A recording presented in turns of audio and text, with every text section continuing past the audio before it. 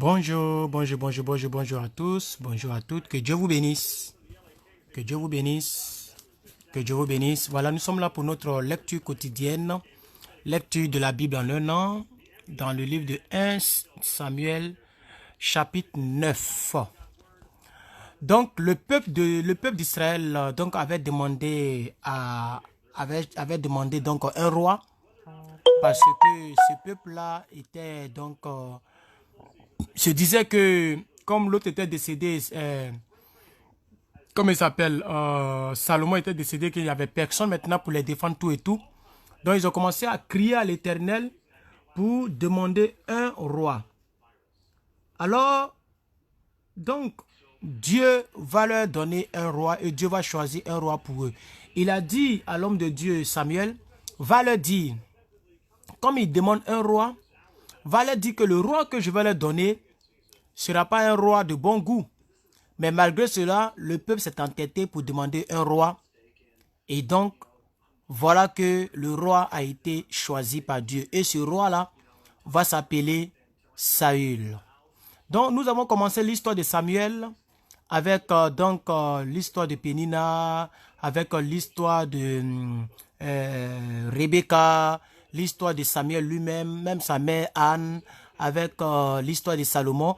Nous sommes en train maintenant de continuer l'histoire avec l'histoire de Saül. Et je vais commencer à lire maintenant.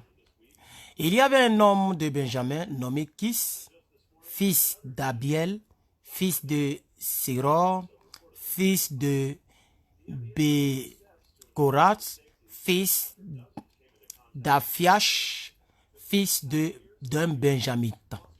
C'était un homme fort et vaillant. Il y avait un fils du nom de Saül, jeune beau, plus beau qu'aucun des enfants d'Israël, et les dépasse tous de la tête. Salut ma fille Sandrine. Les ânesses de Kis, père de Saül, s'égarèrent et Kis dit à Saül, son fils, prends avec toi l'un des serviteurs, lève-toi, va et cherche les ânesses. Il passa par la montagne d'Éphraïm et traversa le pays de Shalisha sans les trouver. Il passait par le pays de Shalim et elles n'y étaient pas. Ils parcoururent le pays de Benjamin et ils ne les trouvèrent pas. Ils étaient arrivés dans le pays de Suf lorsque Saül dit à son serviteur qui l'accompagnait, « Viens, retournons de peur que mon père, oubliant les ânesses, ne soit pas en peine de nous. » Le serviteur lui dit, « Voici, il y a dans cette ville un homme de Dieu et c'est un homme considéré. Tout ce qu'il dit ne manque pas d'arriver. Allons-y donc, peut-être nous fera-t-il connaître le chemin que nous devons prendre. »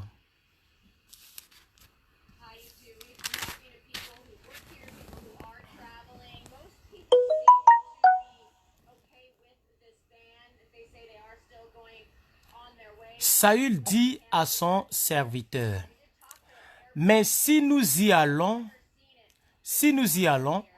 que porterons-nous à l'homme de Dieu? » Ah oui, parce qu'il faut toujours le savoir, on ne va pas voir un homme de Dieu les mains vides. Ça, c'est une coutume. Il faut toujours le savoir, très important aux yeux de Dieu. Comme on ne va pas dans la maison de Dieu les mains vides. Car il n'y a plus de provisions dans nos sacs et nous n'avons aucun présent à offrir à l'homme de Dieu. Qu'est-ce que nous avons?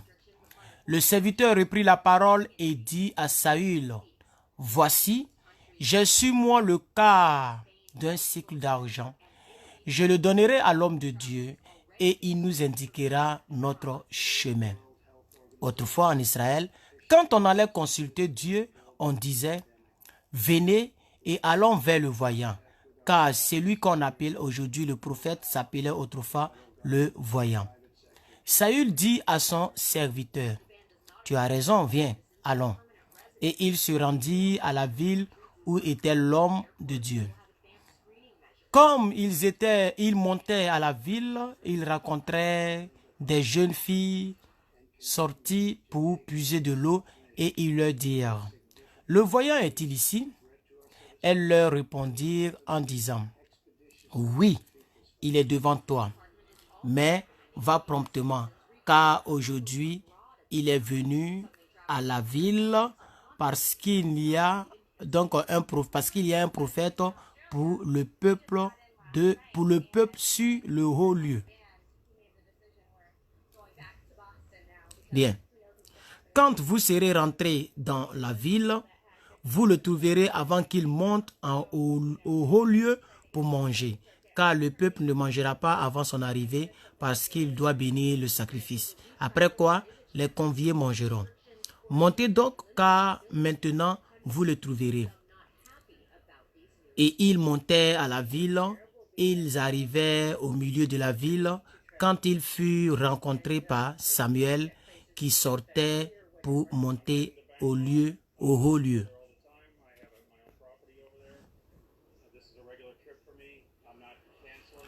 Or, un jour,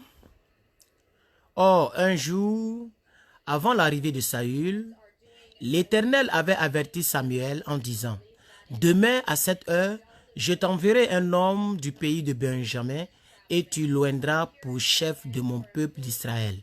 Il sauvera mon peuple de la main des Philistins, car j'ai regardé mon peuple parce que son cri est venu jusqu'à moi. »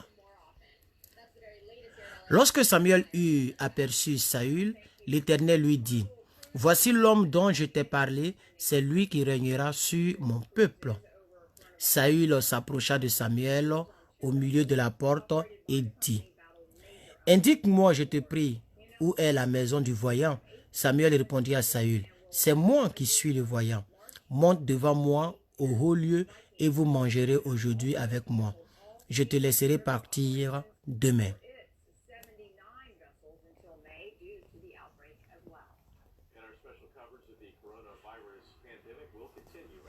Je te laisserai partir demain et je te dirai ce qui se passe dans ton cœur. Ne t'inquiète pas des ânesses que tu as perdues il y a 3 jours, car elles sont retrouvées. Et pour qui est réservé tout ce qu'il y a de précieux en Israël? N'est-ce pas pour toi et pour toute la maison de ton père? Saül lui répondit, ne suis-je pas benjamite de l'une des plus petites tribus d'Israël et ma famille n'est-elle pas donc la moindre de toutes les familles de la tribu de Benjamin? Pourquoi donc me parles-tu de la sorte? Samuel dit à Saül et à son serviteur,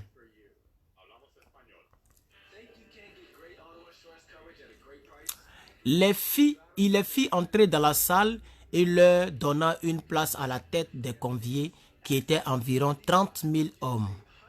Samuel dit au cuisinier, « C'est la portion que je t'ai donnée en disant, mets-la à part. » Le cuisinier donna l'épaule et ce qui l'entoure et il la servit à Saül.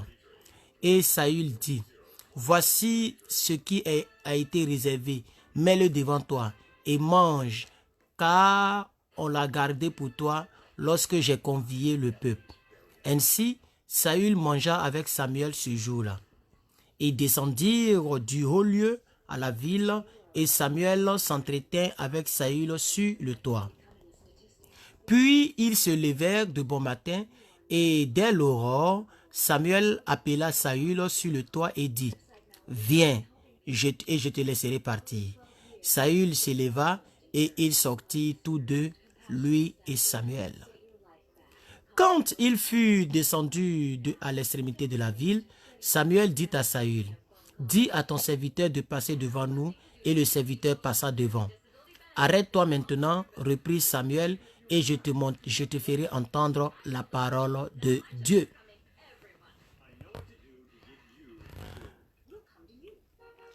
Donc là, nous allons assister maintenant à l'onction royale de Saül en privé. Donc, ils vont oindre Saül en privé. Samuel prit une fiole d'huile qu'il répandit sur la tête de Saül et le baisa. Et dit, « L'Éternel ne t'a-t-il pas oint pour que tu sois le chef de son héritage? Aujourd'hui, Après m'avoir quitté, tu trouveras 2 hommes près du sépulcre de Rachel, sur la frontière de Benjamin, à Selsach. Ils te diront, les ânesses que tu es allé chercher sont retrouvées, et voici, ton père ne pense plus aux ânesses, mais il est en peine de vous et dit, que dois-je faire au sujet de mon fils? De là, tu iras plus loin et tu arriveras au chevet de Tabor. Permettez que je vous cadre cela. Tu arriveras où? Au chevet de Tabor.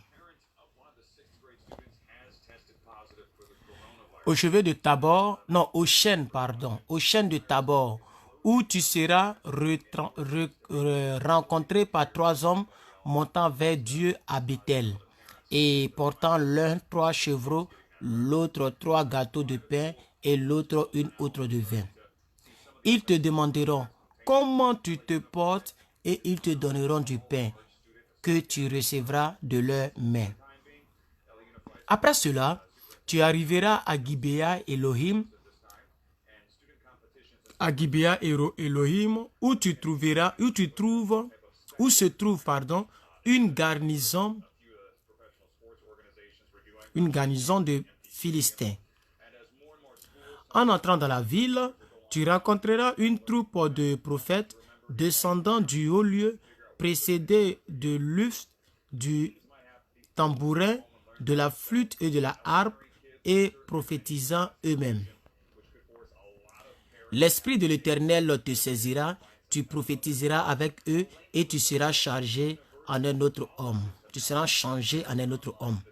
Lorsque ces signes auront eu pour toi leur accomplissement, fais ce que tu trouveras à faire, car Dieu est avec toi.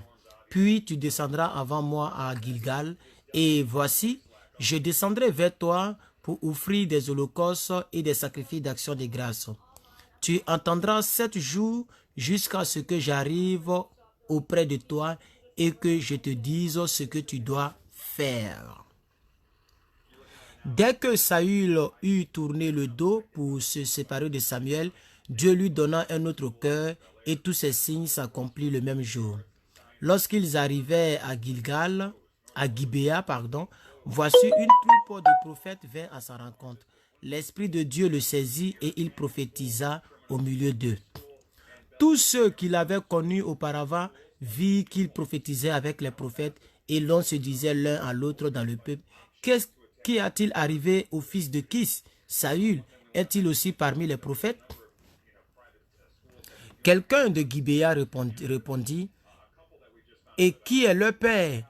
De là le proverbe, Saül est-il aussi parmi les prophètes? Lorsqu'il eut fini de prophétiser et se rendit en haut lieu, l'oncle de Saül dit à Saül et à son serviteur, « Où êtes-vous allés » Saül répondit, « Nous sommes allés chercher les ânesses, mais nous ne les avons pas aperçus.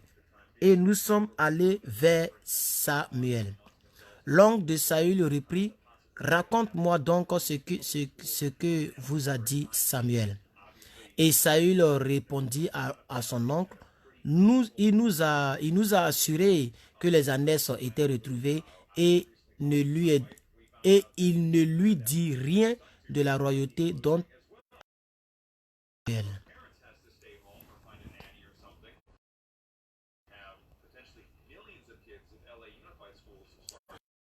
Donc, le public de Saül comme roi. En Mitzpah, devant Mitzpah, il dit, ainsi parle l'Éternel, le Dieu d'Israël. Israël, et je vous ai délivré de la main des Égyptiens et de la main qui vous opprimait. Et aujourd'hui, vous rejetez qui vous a délivré de tous vos maux et de toutes vos souffrances, et vous lui dites, établis un roi sur nous. Présentez-vous maintenant devant l'Éternel selon votre... Saül fit approcher toutes les tribus d'Israël et la tribu de Benjamin fut désignée. Il fit approcher la tribu de Benjamin par famille, et la famille de Matri fut désignée. Puis Saül, fils de Kis, fut désigné. On le chercha, mais on ne le trouva point. On consulta de nouveau l'Éternel. Y a-t-il encore un homme qui soit venu ici? Et l'Éternel dit, voici, il est caché vers les bagages. On courut le tirer de là, et il se présenta au milieu du peuple, et donc il les dépassait tous de la tête.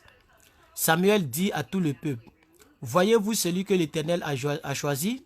Il n'y a personne dans tout le peuple qui soit semblable à lui. Et tout le peuple poussa les cris de « Vive le roi! Vive le roi !»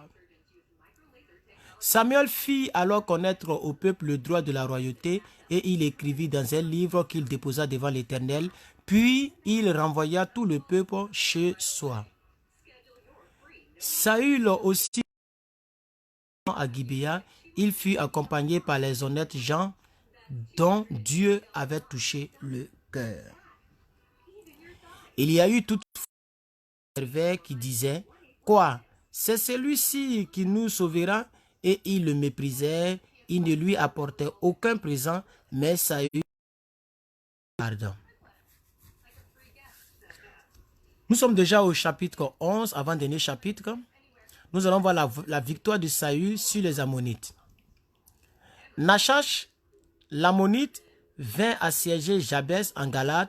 Tous les habitants de Jabès dirent à Nachash, traite alliance avec nous et nous te servirons.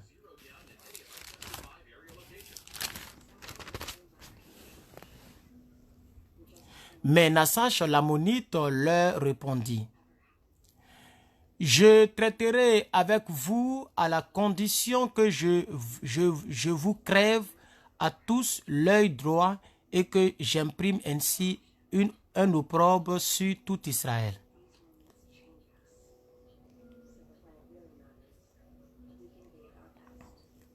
J'espère que vous voyez. Les anciens de Jabès lui dirent, accorde-nous une trêve de 7 jours afin que nous envoyions des messages dans tout le territoire d'Israël. Il n'y a personne qui nous secoue. Nous nous rendrons à toi. Les messagers arrivèrent à Gibéa de Saül et dirent ces choses aux oreilles du peuple. Et tout le peuple éleva la voix et pleura. Saül revenait des champs derrière ses bœufs et il dit, qu'a donc le peuple pour pleurer? On lui raconta ce qu'avaient dit ceux de Jabès. Dès que Saül eut entendu ces choses, il fut saisi par l'Esprit de Dieu et sa colère s'enflamma fortement.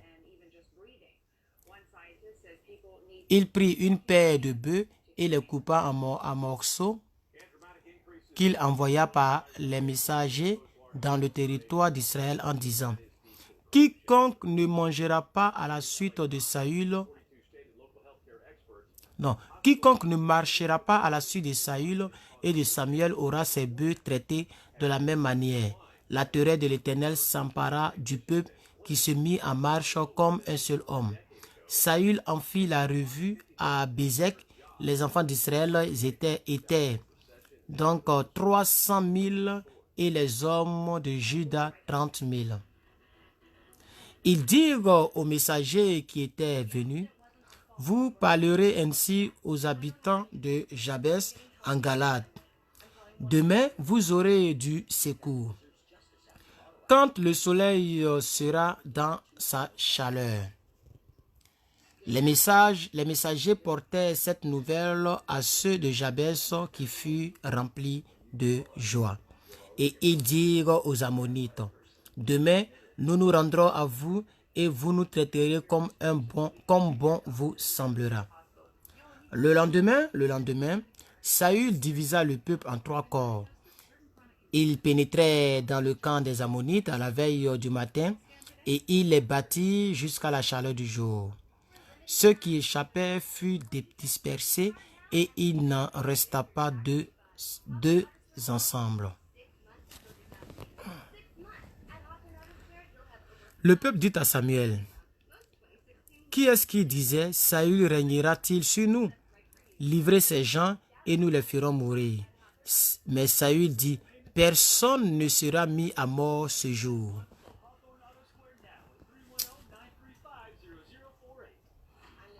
Personne ne sera mis à mort ce jour, car aujourd'hui l'Éternel a opéré une délivrance en Israël.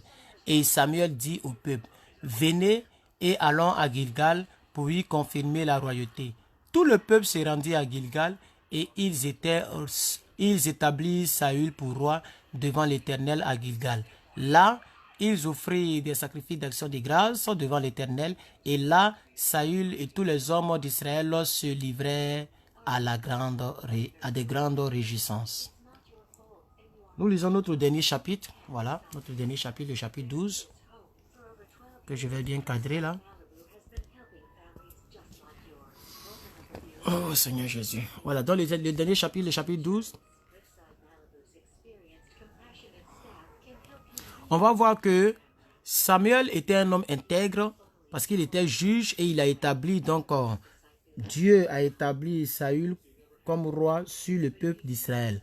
Mais Samuel va toujours rester intègre dans l'exercice de ses fonctions de juge. Samuel dit à tout Israël, voici, j'ai écouté votre voix dans tout ce que vous m'avez dit et j'ai établi un roi sur vous. Et maintenant, voici le roi qui marchera devant vous. Pour moi, je suis vieux, j'ai blanchi et mes fils sont avec vous. J'ai marché à votre tête depuis ma naissance, ma jeunesse, jusqu'à ce jour. Me voici. Rendez témoignage contre moi en présence de l'Éternel et en présence de son oint. De qui ai-je pris le bœuf et de qui ai-je pris l'âne? C'est fort, hein, ce qu'il dit. Qui ai-je opprimé et qui ai-je traité durement? De qui ai-je reçu un présent pour fermer les yeux sur lui? Je le vous rendrai. Je vous le rendrai. Il leur répondit, tu ne nous as point opprimés, tu ne nous as point traités durement, tu n'as rien reçu de la main de personne. Il leur dit encore, l'Éternel est témoin contre vous, et son oint est témoin en ce jour que vous n'avez rien trouvé dans mes mains. Et il répondit, nous en sommes témoins. Alors Samuel dit au peuple, c'est l'Éternel qui a établi Moïse et Aaron et qui a fait monter vos pères du pays d'Égypte. Maintenant, présentez-vous et je vous jugerai devant l'Éternel sur tous les bienfaits que l'Éternel vous a accordés à vous et à vos pères. Alors, après que Jacob fut venu en Égypte, vos pères criaient à l'Éternel et l'Éternel envoya Moïse et Aaron qui fit sortir vos pères d'Égypte et les fit habiter dans ce lieu. Mais ils oubliaient l'Éternel, leur Dieu. Ils oubliaient l'Éternel, leur Dieu, et ils vendirent entre les mains de Sisera, chef de l'armée de Hassor, entre les mains des Philistins, entre les mains du roi de Moab, qui leur fit la guerre. Ils criaient encore à l'Éternel et dirent, nous avons péché car nous avons abandonné l'Éternel et nous avons servi les Baals et les Astartés. Délivre-nous maintenant de la main de nos ennemis et nous te servirons. Sois bénie, Nina Bonheur, Madame Nina Bonheur.